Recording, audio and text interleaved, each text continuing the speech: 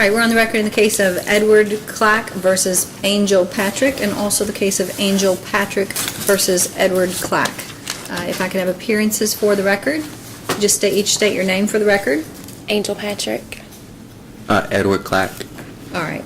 And I show this case is on for hearing on each party's petition for a domestic violence protective order against the other. Is that correct? I didn't know that, but okay. All right. You didn't know that he had filed for a protective order against you? No. All right. And let's see. Can you tell me, was this one filed after the cutoff date? Yes, ma'am, that was filed yesterday. That was a late, okay. All right, ma'am, you are entitled to have notice before having to address this in a hearing. So, obviously, you haven't even seen a copy of it? All right. If you desire, I can pass this case for a hearing.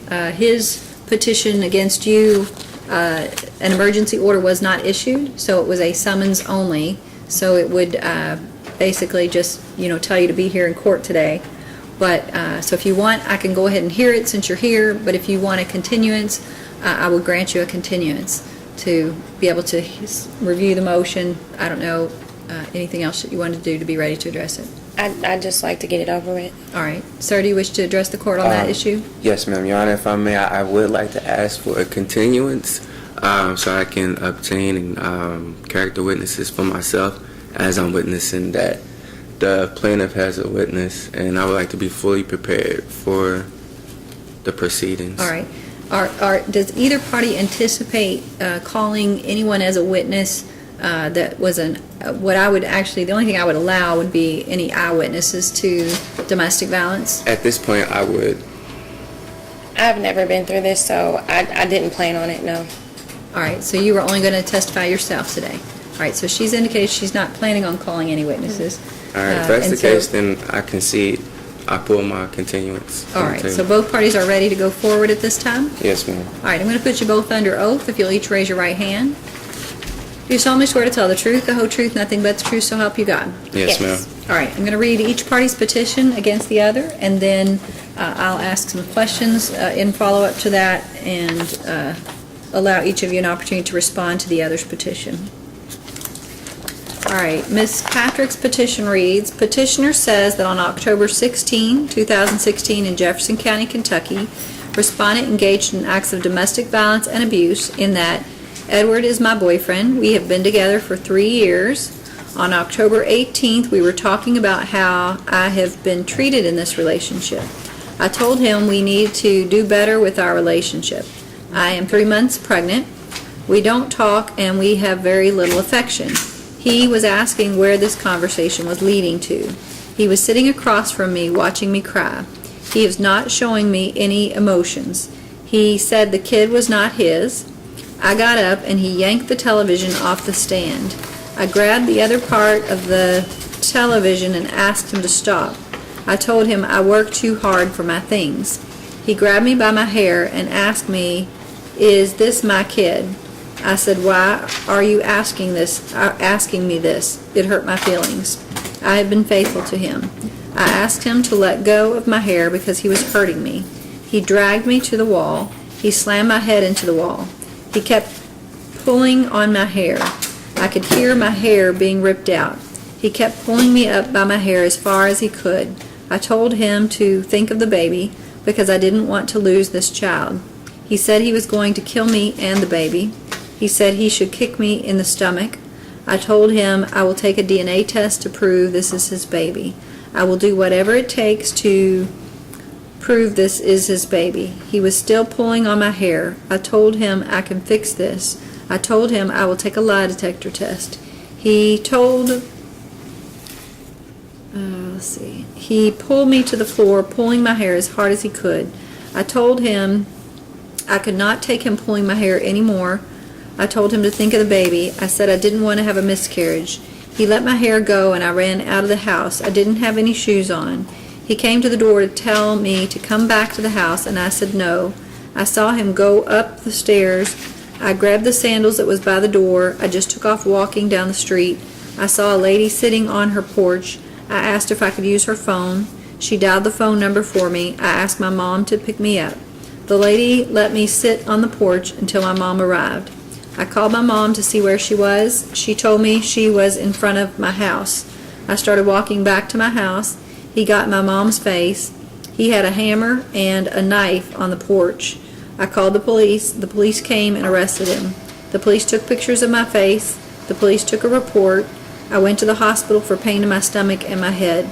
There has been domestic violence in the past. I am afraid of him. I want him to stay away. I want no contact.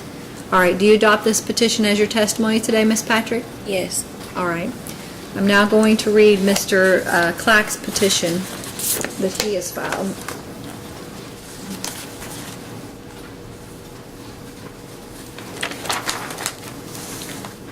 All right, Mr. Clack's petition reads, we lived together for 3 years. She's currently 3 months pregnant. On October 16, I was taking a shower. She broke into the bathroom because I had the door locked. She said that she wanted to talk. I told her that I did not feel like talking because I did not feel like arguing. I went downstairs to watch TV. She turned off the TV. She said she wanted to talk. I told her I would talk to her for no more than 5 minutes. She agreed. We started talking. She was telling me about her feelings. She was telling me that I am not around and I do not show her any affection. I told her that is because I work. She brought up being pregnant. She asked if I was going to stay with her. I did not answer her. She told me that I hurt her feelings. She started yelling and told, I think it's supposed to say me, told me that, maybe it's supposed to say I told her that her yelling was not effective. She threw lemonade at me. I got out of my chair. She backed up and backed up into the TV. I tried to grab the TV. She accused me of trying to throw her to the floor. She started punching at me. I was trying to restrain her. She was trying to hit me. She tried to push the TV on me. I was holding her. She was saying I grabbed her hair and slammed her head into the wall. She told me to meet her outside. I feel like she planned the whole argument and that she was trying to get me jumped. I agreed to go outside. She was outside. I was looking out the door and I saw 2 guys walk by in my yard, so I grabbed a hammer and knife to protect myself. When I got outside, they all disappeared. She got back on the phone telling me that I hit her. She was threatening to have someone shoot me. She called other people to the house. The police were called. I'm not sure who called them. The police started talking to her. The police asked me what happened. I told the police what happened. She told the police I pulled her hair. I talked to the police some more. I was arrested. On October 17, 2016, she stole $300 from my wallet. She has my keyboard, camera, and other belongings that she refuses to give to me. She has threatened to send people to my mother's house. She has threatened to come to my job. I have called the police on her in the past for being physically abusive towards me. She takes medication for bipolar disorder. She has chronic depression. She is off her medication because she is pregnant. She mixes her mental health medication with alcohol. I believe she will have someone shoot me. She has called my sister threatening me. I am afraid of what she may have someone do. I want her to stay away and leave me alone. All right, Mr. Clack, do you adopt that petition as your testimony, sir? Yes, ma'am. Was there anything that I read that was not correct? For the most part, it was correct. It was just like, I think you said like was a me couple or my or typos. something. Yeah, Yeah. it was a typo. Ed, I'm not here to be malicious. Please tell the truth. Because I never All did right. that. You know that. All right, ma'am, don't speak out of turn. I'll give each of you an opportunity to argue your case. Let me just, I need to look here at so you were arrested. I'm looking to see what you were charged with assault for. Is that still pending, sir? Yes, ma'am. All right, let's see.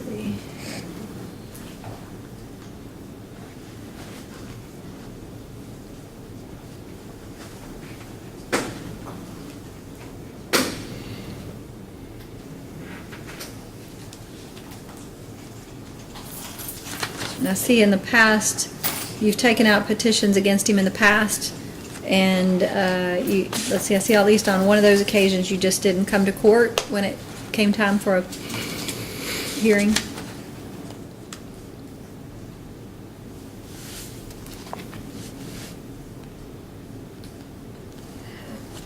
All right, it was just one time. Was it just one time prior, or twice? I just filed the EPO one time. Oh, I see one on May 30th, 2016, and also on June 15th, 2015. All right. All right.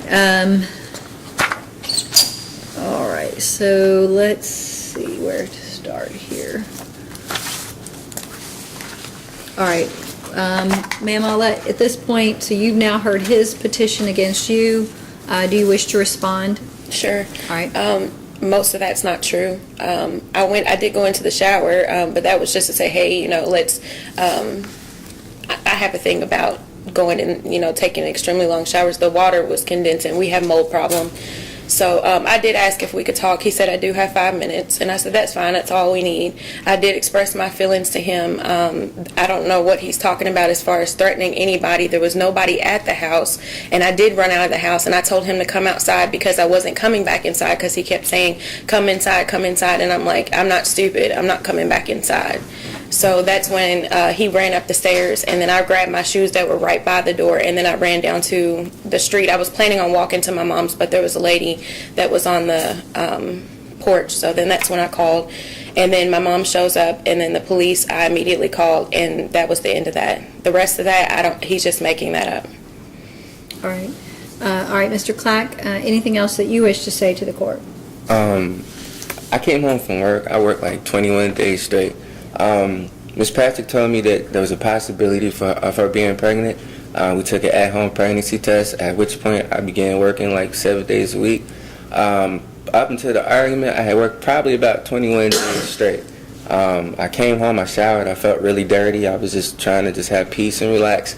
The day she told me she was pregnant, well, we went to the doctor and had an ultrasound, and it was they found a baby in there, and we got the ultrasound and took pictures and whatnot. So she took me to her parents' house to kind of tell her dad that she was pregnant and kind of do it the right way. At which point her mother told me that if I did not marry her daughter, that my kid would be brought into this world as a Patrick and not a Clack. I took offense to that. And I didn't say anything at that moment because I was being respectful to her father, who is elderly. He's 85 years old. I didn't want to upset him, and I didn't want to cause like any type of feelings within him. But the mother said it. Now that was the seed for me to start to doubt if that was my kid or not, because I didn't understand why that conversation had to take place. From that point forward, I didn't say anything. It bothered me, but I never said anything. Going forward to this conversation, I was in the shower. I didn't want to argue. I didn't want to fight for the sole purpose that Miss Patrick is very loud. She gets very angry very easily. She cannot control herself. She cannot control what she says. If I disagree with her in any manner, she gets very irate and she gets loud. And if she gets loud, she'll get in my face. It becomes physical. This is a thing. I know she says that I'm the aggressor when it comes to this domestic violence. That's actually not true. I'm actually the unsung victim of domestic violence. I'm a man. It looks like she calls me all type of punks and sissies when I was trying to call the police on her. And I never even pressed charges on her. Every time I had to call the police on her, like I let them go. I was like, look, don't lock her up. I just want to set an example. She doesn't get it. Like she's physically aggressive. She's hit me like hundreds of times.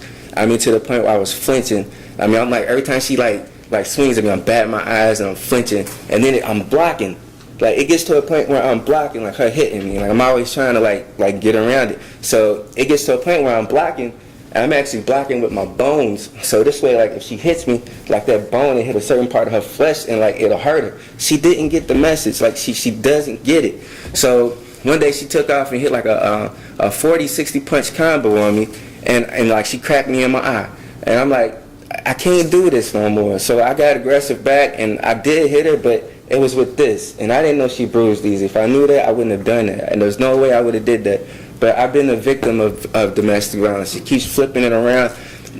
Like I said, this argument in the shower, it was premeditated. I clearly tried to avoid it. I went to the next room. Not only did I go, I went to the hallway, I went downstairs, I went down to the living room. I did everything within my power to avoid this argument, and she followed me. She was very aggressive. And this conversation, I believe, was premeditated. I believe it was planned. And no matter how much I begged her not to have this conversation, she insisted. And because she insisted upon this conversation, and because she cannot control herself or her emotions when she's in her feelings, this is what happened and this is what occurred. And I'm being victimized, demonized, and I'm being persecuted. And I done been to jail. I done been through like the whole gambit of like trying to be a good guy. My name's getting dragged across the dirt. Everybody, her family thinks I'm the one that's beating on her, think I'm the aggressor. It's so far from the truth. I don't instigate not one incident, not one argument. And the reason why I didn't want to witness today for her is because my parents, they were there from day one when she was hitting on me and I was calling the police. They know everything. My sister knows she been beating on me for years. I got beat up on a cruise ship, Your Honor, just because I went to the ATM machine without her knowledge. Like, she beat me up on a cruise ship. Like, it's an ongoing thing. She done hit me in the face with a bag of quarters, hit me in the face with like towel racks. I mean, you name it, she's done it. And it won't stop. And the reason why I want the order right now is like just not to have anything else to do with her right now. She's pregnant. She's not on any type of medications. She has some type of chemical imbalance. Postpartum, prepartum, I don't know. I just don't want to deal with it. I don't want to risk her losing the baby, and I don't even know if it's mine, because I'm being told my child is going to be a Patrick and not a Clack. And I'm not raising no Patrick. I'm not acknowledging no Patrick. I'm not paying child support for no Patrick. I'm not visiting no Patrick. Not changing no diapers for no Patrick. A Clack, absolutely. I would be there 24/7. I would take her to school, her to school. I'll read the Bible to him every day. I'll do what I have to do as a father. I would be overtime, but absolutely not for a Patrick. And that's what set the seed for that. And I'm not happy about that. I'm only bringing that up now to make my expression felt. Because if Patrick shows up on that birth certificate and that child is mine, I would rather sign my rights over. I'm not raising no Patrick. I'm raising Clacks. If it don't have my name, don't got my name on it, it's not mine. All right, in your petition, sir, why did you not mention the past domestic violence in your petition? See, that's the thing. It's like I'm the man. It's like it's like I'm the unsung victim of domestic violence. I get beat up if I tell somebody. Like, my parents used to have an ongoing joke. Like, I go home and, hey boy, my daddy messed with me. Hey boy, you better go home, for she go home and whoop your ass. Like, and that's the thing. Like, they laugh at me. I'm laughing back, but deep down I'm like, man, you right. I'm kind of hurting. Like, I talked to my brother yesterday. He said, man, you need to get up out of there, man. Like, this is like the ringer. Like, yo, work truck, bro. Like, come on. And it's like, you started all of this. Like, you stole my $300. I couldn't even go get a hotel because I believe like a grown man, particularly over 30, don't got no business being at home with his mom and father. So when I went to go get my wallet and my belongings as soon as I got out of jail, like, I really needed that. Like, like, I wanted to go to like the hotel for the week and just chill. I didn't want to go back to my mom and dad's house. Like, my money wasn't there, wasn't in my wallet. I did the right thing, Your Honor. I went downtown. I filed an EPO. I went to file a police report that said telling my money was missing. They let me know that because I am the man in a domestic violence incident, that this is a persecutory state and I will be persecuted. And so far I have been persecuted. Every time I go and I look at these clerks, they look at me like, oh man, you abuse women. And I'm like, this is so far from the truth. Like, I'm protecting myself. I'm defending myself. And then, like, if I go too far, if I try to set an example, like, hey lady, I could really hurt you. Like, if I try to set an example, look, you don't need to be hitting on me because I can hurt you. Like, I'm trying to teach you, like something that's supposed to be a teaching point becomes like an abusive point in her mind. Like, I'm teaching her, look, I can really hurt you. And it's supposed to be a teaching point. But she tells herself, you were teaching her that when you grabbed her by the hair? No, when I grabbed her by the hair, like, that was I was blocking the TV and she like went into the wall. That was accidental. Right. That was all accidental. I'm just explaining the overall gist of the relationship. Here's the thing. So I've heard the evidence. I don't believe your story, sir. I find that Ms. Patrick's version of these events is more credible than yours. And that's why I say I'm persecuted. Sir, I don't need your response or your feedback. The burden of proof in these cases is preponderance of the evidence. And so based on the evidence that I've heard, I find that Ms. Patrick has met her burden by preponderance of the evidence, and I'm going to issue a domestic violence protective order on her behalf, preventing you from having any contact with her. That's fine. Your Honor, can I please say something? Wait a minute. With regard to your petition against her, I find that you have not met your burden of proof, and so your petition for a domestic violence protective order will be denied. Yes, ma'am. I have a child, and I love this man, and that's why I stay. And I've tried everything, literally. So I don't know if you can help, but I really would like for him to go to some type of counseling. I didn't come here today to point this out anything more than it is. I have been abused. I went to work with a black eye. I couldn't even come to work, and my boss has wrote a letter. I'm not here to prove the abuse because that's live and that's real. What I want is for him to get help because I never thought in a million years that I would be a single mom. I love this man with all my heart, and I wish the only thing I want for him is to get better. He has a problem and he don't see it. I agree, ma'am. I agree with you, and I will order him into the batterer intervention classes. Your But Honor. I will tell you not to put your hope in that. I think that you need to probably move on. Let me ask another question with regard to because obviously this was a dating relationship at least. There's no baby yet. Baby is in utero, but with regard to, did you all ever live together? Yeah, Okay. and his things are there. I made sure nobody touched his things. It's there. All right. Do you have a proposal with regard to how his property might be returned to him so that you all don't have any contact? I don't go over there without anyone. I'm completely almost moved out. I live with my mom now. Okay. And I won't go back by myself. He has a key. He's more than welcome to come and get his things. So this was a residence that you all shared, but you still have some belongings there. Yeah, I have a couple more And closets. was he vacated when the EPO was served? He couldn't come. The cop met us at the corner. All right. Let's see here. Is that right, sir? Were you vacated from the residence when the EPO was served on you? Yeah, they wouldn't let me go back in and get my Okay. things. All right. And who's on the lease on this property? Her name is on the lease. We were both on the original lease, and then when they switched to a company called Check Property Group, I'm the one that is on the when it's a login, an email, you pay online, and my name is the one that's online. But the original lease has both of us, and I haven't signed for another lease. I'm going month to month. All right. Well, what I don't want to set up is any situation where he would come to the property and you're there. So I can be this completely Saturday, moved you want him out. to- Saturday, I have actually, I had furniture that was supposed to be delivered, and it will be delivered. So I would say latest on Monday. All right. So anytime after Monday, he could return to that property and get his belongings. Is that Yes. right? All right. So, sir, that will be. Sir, are you trying to send a message? No, You ma'am. need to put your hand down. I'm not trying to send a message. You need to put your hand down. All right, let me go through this order with you, sir, so that you understand what this order means. This order will prohibit you from having any contact whatsoever with Angel Patrick. That means no phone calls, no text messages, no passing messages to her through a third party. If you were to run into her in a public place, it's your responsibility to leave that place and walk away. With regard to the baby, if at some point there may be maybe one of you files a paternity action or an action to establish child support, all of that will have to be addressed through the courts. You are not allowed to contact her. Do you understand that, sir? Yes, ma'am. The order will prohibit you from damaging or destroying any property of the parties. No phone calls, no text messages, no passing messages to her through third parties. At all times, you are to remain at least 500 feet away from her. You will be ordered to complete the Batterer intervention program. That is Excuse me, 20. ma'am. That is 28 classes. I'm not done talking. That's 28 classes, and you'll be required to sign up for those. We're going to give you some paperwork to take down to court monitoring today. Excuse me, Your Honor. Do not interrupt me, sir. I've already told you once, I'm not done talking.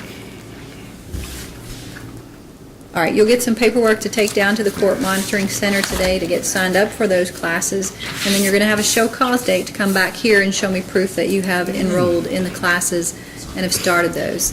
Your show cause date is going to be December 1st, 2016 at 8:25 a.m.